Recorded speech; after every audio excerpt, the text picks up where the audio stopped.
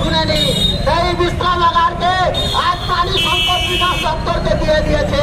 আপনারা বলুন, আমরা যখন বাজার করতে আসি, রোদ বৃষ্টি ঝড় ঝড়ে এই বিশ্রামাগারে একটু করে আশ্রয় নিই।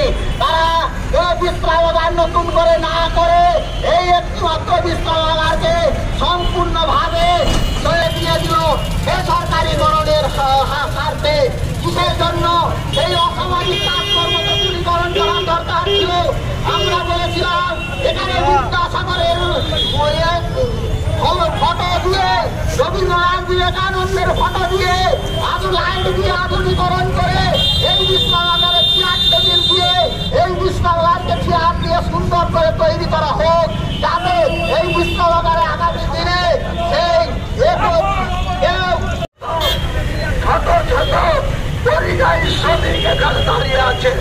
তারা নানান কাজের সন্ধানে তারা কি করে খাওয়া দাওয়া করবে, জীবন ধারণ করবে, তার ব্যবস্থা কিছু দুর্ভাগ্যের বিষয়। আমরা এগুলোবাসী আজও আমরা এখানে খোঁজ আমরা পাইনি। এখানে একটি আইআইটি স্থাপিত হয়েছে, সেটা রয়েছে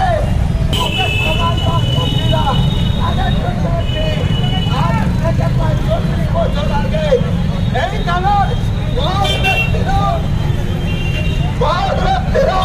তারা এই বিশ্ববিদ্যালয় নির্মাণ করেছিলেন অনেক তাদের অর্থ ব্যয় করে। দাঁড়ান, আপনি বকুল লাগিয়ে করুন বলো, কেন উঠবে না? আমরা দাঁড়িয়ে আছি, আমরা 5 মিনিট আমার দিনে ওখানে কোনো প্রকারে আমরা নড়বো না। হ্যাঁ, তাহলে তুলুন, আপনারা শুনুন, আমরা 5 মিনিট চেয়েছি, আর 5 মিনিট, আরো 5 মিনিট চেয়েছি। ডাকুন, ডাকুন, ডাকুন, এখানে কোনো ওখানে মুক্ত করে ডাকুন না,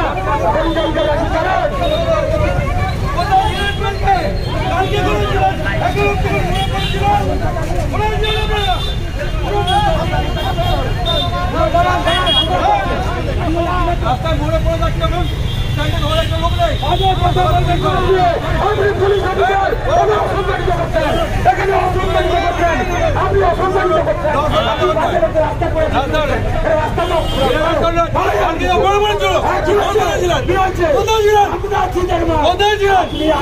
আমি দেখেছি বলে আমি বলছি, কি দেখেছেন? কি দেখেছেন? আপনি কি দেখেছেন?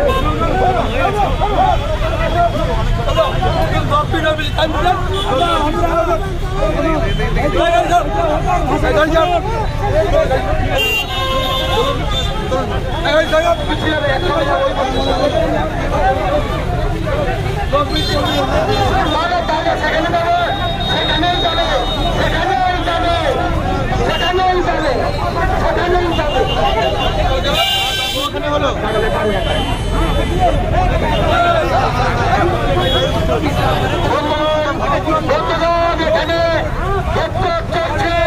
পরিযায়ী শ্রমিকদের এখানে